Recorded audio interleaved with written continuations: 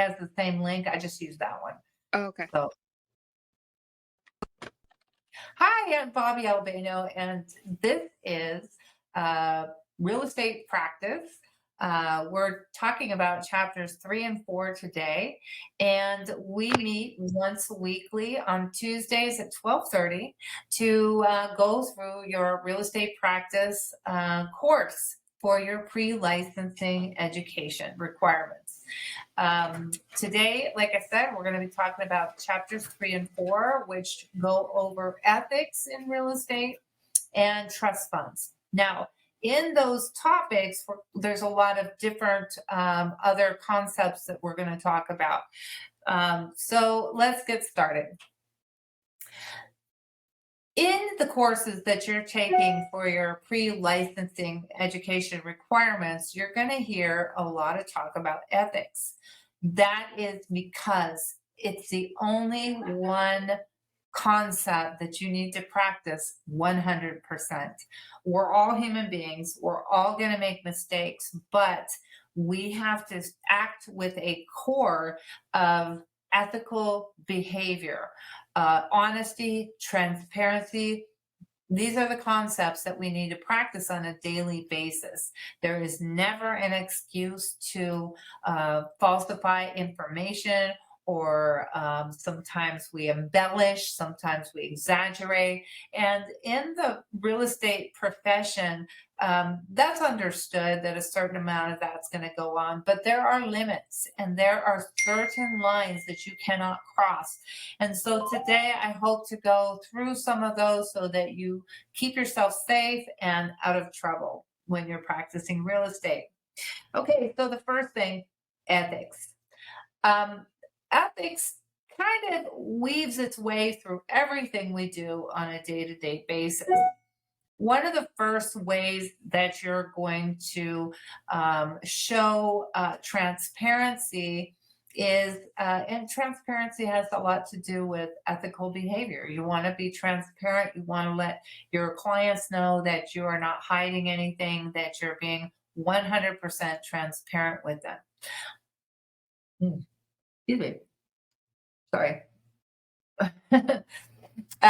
So the first thing that you're going to, one of the first things that you're going to run across when you're practicing real estate is when you get that first listing agreement. Remember, when a client wants to sell their home, you're going to prepare a listing agreement, which is also the same thing as an employment contract, because it's going to list the dates that you are hired for, the amount that the client is agreeing to pay you, and the terms upon which that contract is covered. So, the terms of with any listing contract, when you procure a willing, ready, and able buyer at the terms that the seller wants, that's when you have earned your commission. We're going to go a little bit more into that in another session, but today we're going to talk about that listing agreement and how we practice transparency in fulfilling that contract. So you're going to start off by taking a look at the house. The seller is going to talk to you.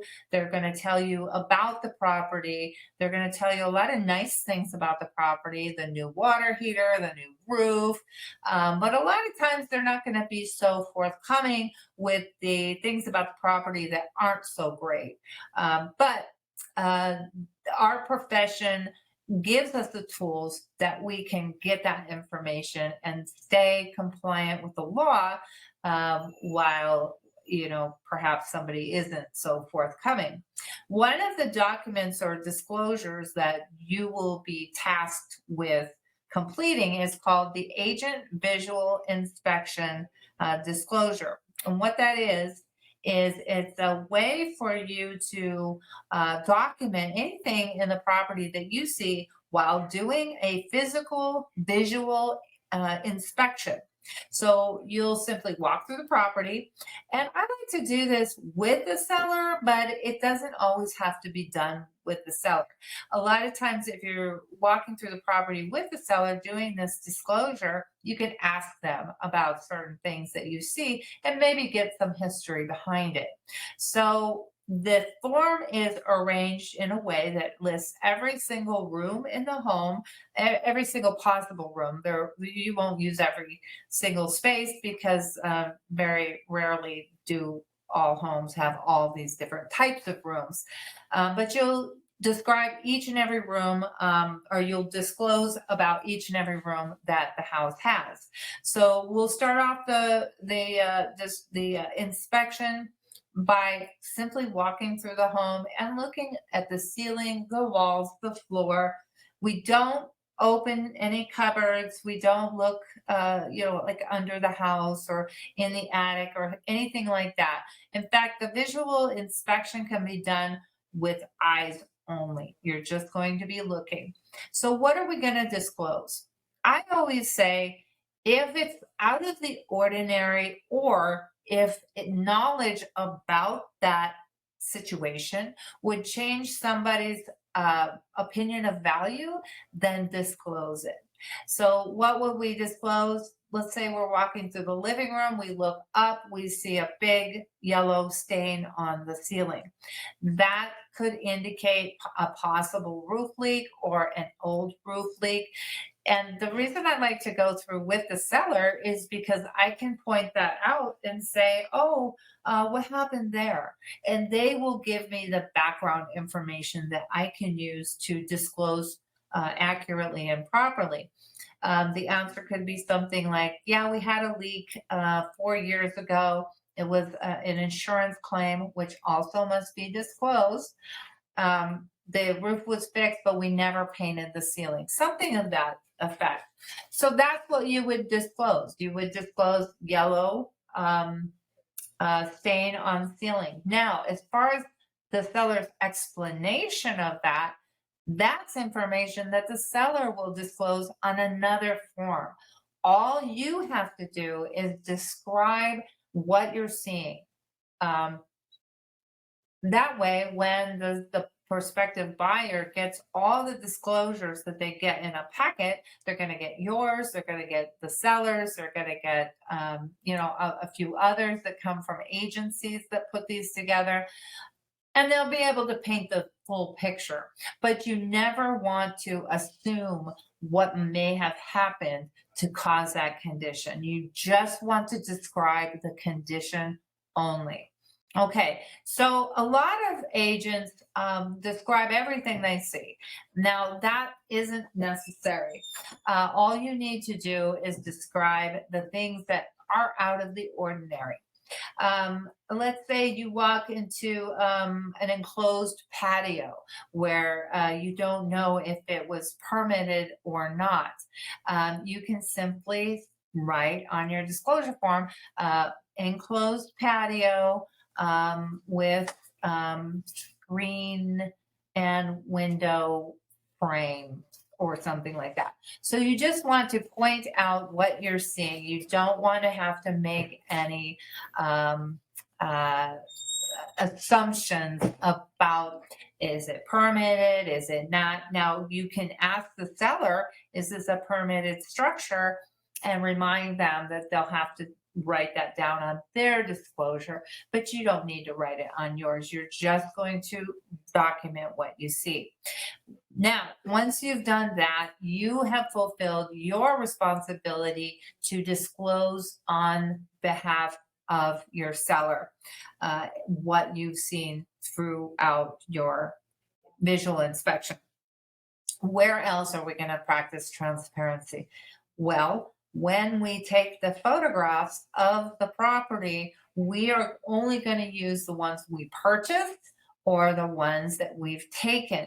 We are not allowed to take photographs off the internet or off anyone else's listing. Like, sometimes you are talking to a client and they used a different agent prior to you. And maybe it wasn't that long ago. So you look in the MLS, you see the house, you see these gorgeous, gorgeous pictures.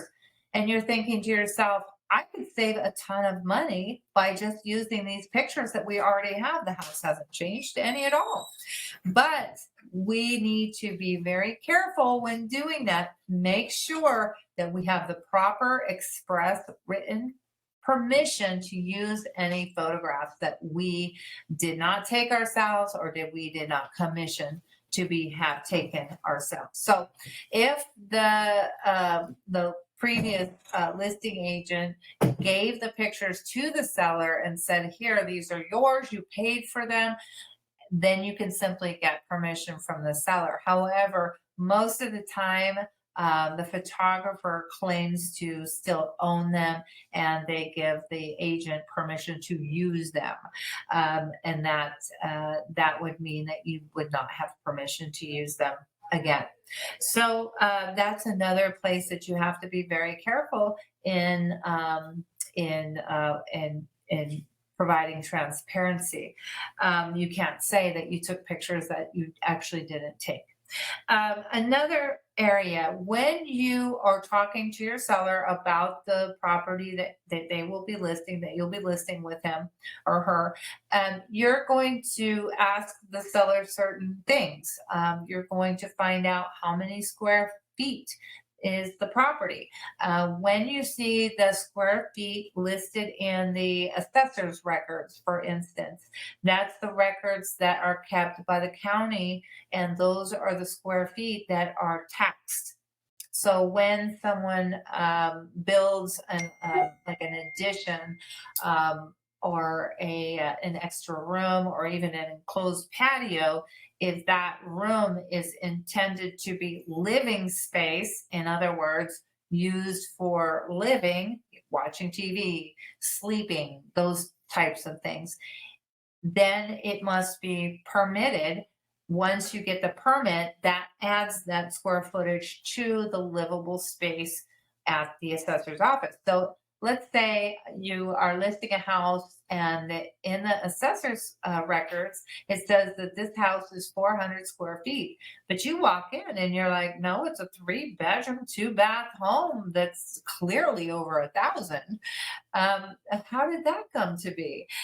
You'll see this when you're taking listings in the mountain areas because it happens a lot. Somebody had a little cabin and they just built on and built on and built on. Now it's no longer a little cabin, it's a big house, but they're only being, the owners are only being taxed on 400 square feet because they didn't pull any permits to build the additions.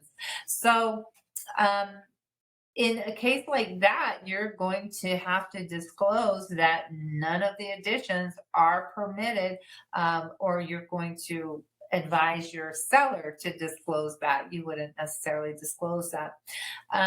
But you can also, let's say this is the case, it's a 400 square foot home according to the assessor's office, but clearly it's more than that. It's 3-bedroom, 2-bath. And you talk to the seller, and the seller says, at one time I had it appraised, and I do have an actual square footage number that is accurate that I would like to use on my listing. Question is can you do that? Can you do that if that's not permitted space? And the answer is absolutely you can. The trick is you're going to have to disclose where you got that information. In the MLS, when you're putting in the information, there's a box that says square footage. I'm going to put in 1,250 square feet because that's what the seller told me. Then in the box next to it, it says, where did you get that information? Their selections are assessor's office, seller, and then there's a couple more, options. I can't remember what they are, but you're going to put that you got that information from your seller. That way it keeps you honest because you are simply stating the information you were given from the seller. There's no reason that you need to explain any of that. You just simply state what you were told and who you were told it by. That gives a buyer everything that they need to know to move forward or not. Okay. Now, There's another question that comes up in the real estate industry. You know, when you're starting out as a new agent, you may not have a bank account full of money that you can spend on, you know, beautiful photography, placing signs out front, buying signs.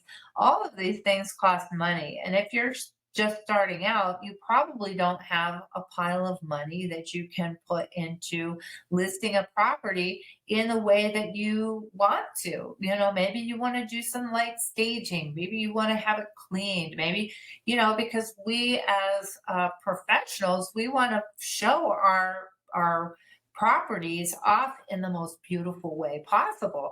And why shouldn't we? That is the only image that the public has of that property. You want to show it off in its very best light because you want to get the very highest price for your client because that's what you've been hired to do, right?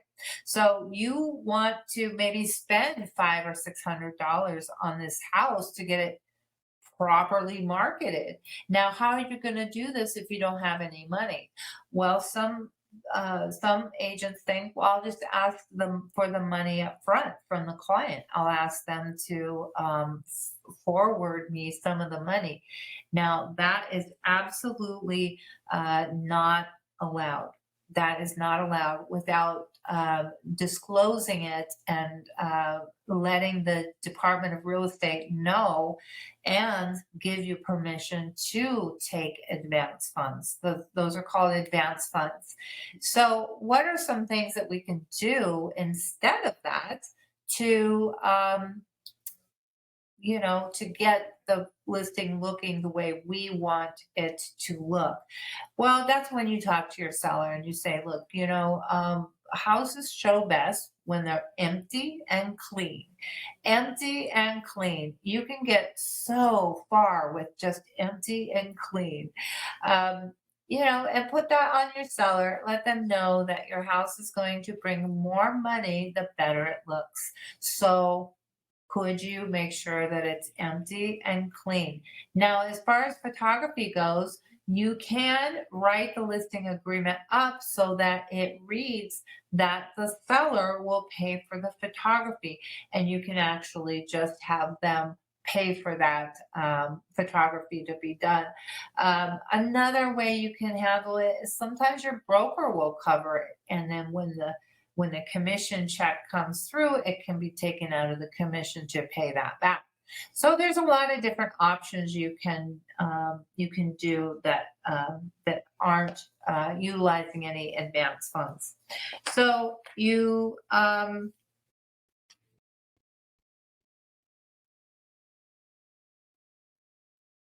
okay, hang on. Okay, let me just breeze through here. Okay, now when we're talking about disclosures, there are time restrictions in the contract that you've had your buyer sign. I mean, excuse me, your seller sign. Always be very mindful of your time restrictions. Now, in the listing agreement, your time restrictions are the time that it goes into the MLS. Unless you make arrangements ahead of time, as soon as your seller signs the listing agreement, your listing should go into the MLS immediately. You cannot wait 3 or 4 days before putting it into the MLS. I know we all get busy, things happen, but that listing has to go in right away. Now, the only exception to that is if you are doing a coming soon type listing, in which case you're going to need a coming soon disclosure, or you're taking the listing now, the seller is going to be doing some work and you're marketing at a later date. On the listing agreement, you'll have to put all those dates in. So you make it very clear that you're taking the listing now. It is your listing, but the on market date is going to be another date in the future so that when you put the listing into the MLS, it won't be marketed until the date you specify. Now, when you are live on the MLS and you start getting buyers looking at the property, you have not, there's two ways you can do this, and there's advantages to both. With any sale, the seller has a packet of disclosures that they need to fill out. There is the two that are actually, no, there's, and depending on the type of listing, there's going to be between, I don't know, 5 and 15 different types of disclosures that will have to be made by law for any prospective buyers to review. If you wanted to get ahead of the game a little bit, you can take the residential purchase agreement, print it off, or look at it and read in there which disclosures the seller will likely be required to deliver to the buyer, because that is where you find where, you know, which disclosures that the buyer is going to ask for. Most commonly is the NHD, that one's required by law. That's your natural hazard disclosure statement. In California, that one's required on all property. The transfer disclosure statement, also required by law on most properties where the seller knows that information. In some cases, that one's not required if the seller has no knowledge of the listing. You know, he hasn't lived there. He, you know, certain cases like in probate, things like that. There's other disclosures too, and they're all listed in the purchase agreement. So you can simply look at the purchase agreement and get some of those disclosures ready ahead of time. I find that I like to do the packet of disclosures at the listing appointment because they're done and you will not run into any time constraints when you do accept an offer, because in that offer the buyer is going to give you the number of days they expect to wait to get the disclosures. So if you have them done at the time of listing, they're done. The only drawback to doing it that way and to doing to gather your disclosures at the listing appointment is that your disclosures have a shelf life. If you have disclosures that were done 6 months ago or later, your buyer may want a more current set of disclosures just in case any of the conditions have changed. So that would be your one drawback. So if you're in a kind of an active market, your listing is a listing you expect to get an offer on pretty quickly, then there's really no problem getting your disclosures at the listing appointment. However, if it's a property that you're not sure about, it might sit on the market for a little while, then maybe you want to wait. If you, let's say you get an offer and the offer says that the buyer wants to see all the disclosures within 5 days. And for some reason, maybe your seller gets sick, you didn't do the disclosures at the listing appointment, and now it's day 5, you have no way of getting those disclosures from your seller, and you're drifting into being out of compliance with your contract. The first thing you want to do is definitely ask for an extension. But the way the contract reads is that once you do get the disclosures to the buyer, that adds time on their contingency removal timeline, because now they need a certain amount of days to review the disclosures. So just be mindful of the ramifications on being late with getting any of these disclosures done. That's, you know, one of the reasons that I like to do them at the listing appointment, because you never have to worry. You know, if you can't get in touch with your seller to do the disclosures within a time frame in the offer, then it's okay because you already have them. They're already ready to go. I can send them over right away. Okay. Um, and let's see, what else have we got in terms of ethics? Okay. Okay. Trust funds. Let's talk about trust funds. Trust funds are very, very, there's a lot of legislation about those, a lot of rules that go into the handling of trust funds. The definition of a trust fund is funds that you are holding that do not belong to you.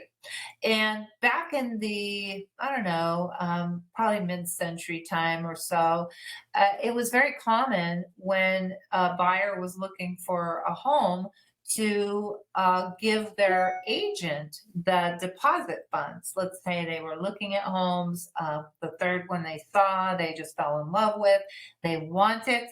And so they're going to give the deposit right then and there to the agent that's helping them. The agent would then have a responsibility to deposit those trust funds into a trust account that their broker held. And it was done that way for quite a long time. Now, times have changed. Brokers don't want to be responsible for trust funds, especially when they're received by an agent, and you know, it's just a lot of responsibility. So now the way that deposits are done is in your offer that you write to the listing agent on behalf of your buyer. If on a house that they fall in love with, there's a place where you indicate where that how that deposit's held, and how it's handled. And one of the options is that the buyer will deliver directly to escrow within 3 days of acceptance. So it gives you that time to, you know, allow the listing agent to talk with their seller to accept your offer or to counter your offer, whatever they're going to do. But when that time comes that your offer is finally accepted, maybe after a few back and forth of counter offers, but at the time that it's finally accepted, and they're going to open escrow, then you have the clock starts on that 3 days. Now your buyer has 3 days to actually deliver the deposit directly to escrow, because the whole meaning of the word escrow is that it's a place to have your funds go until they're distributed to their rightful owners. So that's escrow's whole job, is to take in the property, take in all the liens, take in the money, and they're the place that kind of sorts everything out and gives everybody the things that they want out of the contract. So escrow is the most reasonable place for that money to go until the transaction is complete. So that's how things are done now. But there are still certain circumstances where you would want to hold trust funds. Let's say your broker also does property management. Every time that the tenant of the property that your client owns, and every time that that tenant pays rent and it comes into the office of the property manager, those funds now are trust funds because they do not belong to you. They belong to the owner of the property. Now, all of it doesn't belong to the owner of the property, but a good portion does. So while they're in the possession of the broker, they need to be held in a special account that is not used for any other purpose. That would be called commingling funds. So those funds cannot be used to pay bills. They can't be used to, for somebody else's property. You can't even commingle between properties. Let's say you're managing 20 different properties, and you have a situation at one property that's going to cost a lot of money. You have to go back to the owner to get that money, because even though you're holding a whole lot of money, you cannot use any of it for a purpose that is not allowed on property that doesn't belong to that particular owner. So very, very strict guidelines with respect to the DRE and reporting your trust funds. There's what am I trying to say? Gosh, like a list that you have to keep every different deposit on. You have to be able to call up whose trust funds you're holding at any point in time. Now we have software that does this, but in the old days, you had to actually write it on a ledger, and then every time money came out of that particular owner's trust fund, you had to document that, what it was for, and always have a balance of everybody's trust funds on hand at any given moment. Because if you were audited, you would need to tell the auditor, okay, this is how much money we're holding, and these are the people it belongs to. With the software, it makes it very easy. You can just run a report, and it's easy to see whose money you're holding, how much it is, and does it equal the total in the account? And of course, yes, it does. Okay, so that's trust funds. When you take advance funds, and remember, it's not a good idea, but it's not allowed. You can take advance or use trust funds for advance costs. The funds are deposited with your broker, and they're used to cover out-of-pocket costs incurred on behalf of the depositor while performing brokerage services. So, I would see this more in probably commercial real estate than residential, only because you're dealing with a lot more money and more responsibilities, a lot more costs. And maybe the seller is not directly, in your town. Maybe they're in another country or something like that, which would make that process seem more reasonable to do. But when you're dealing with residential real estate, it's really kind of it's quite a process to log every expense and make sure that you have a trust fund and you have the balance of their funds at any given moment. It's in a special bank account and all that. It's just a lot to go through for the little bit that you might do for a residential client. So I wouldn't see that being something that a real estate agent would do on a day-to-day basis. Okay, when it comes to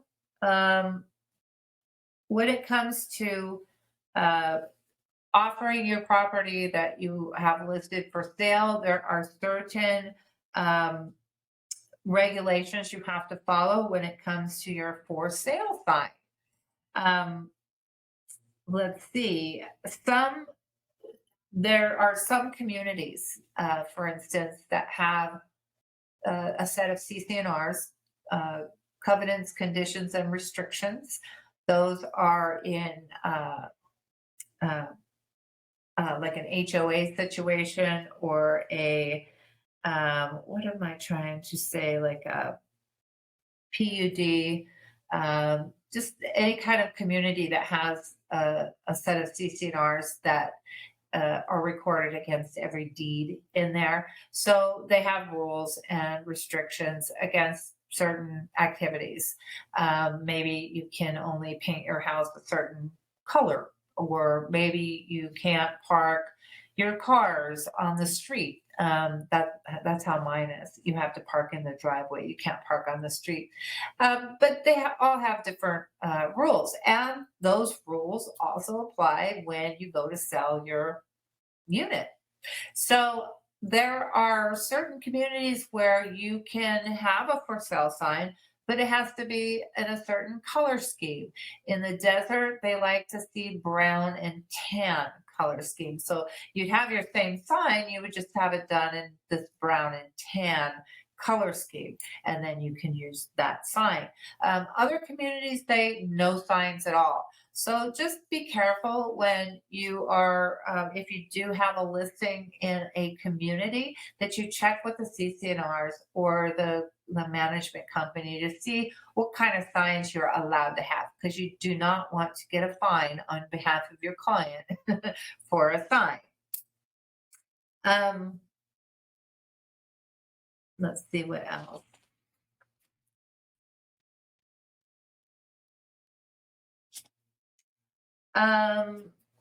Sign locations. Oh, this is still talking about.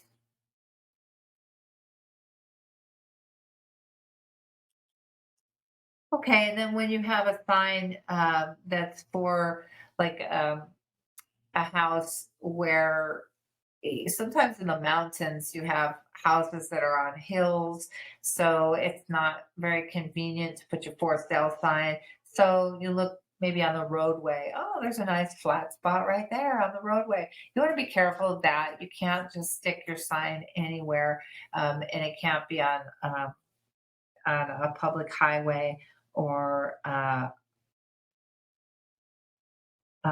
any place where um, it's someone else's property or city property or something like that, where it's regulated by local government. And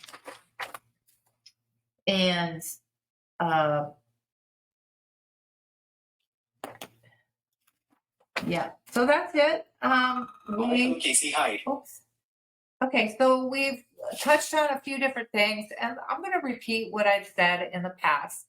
There's no way that I can go over 2 chapters in the time that we have. So it's really important for you to do the actual reading. That way you can bring me questions. If you've read something and you don't understand it, we can go over it in more detail.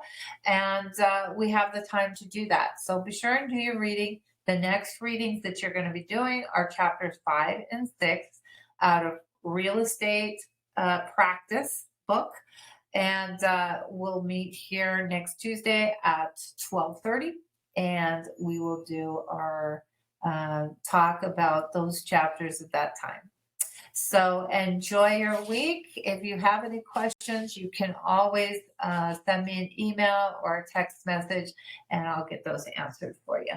All right. Have a wonderful week. Bye-bye.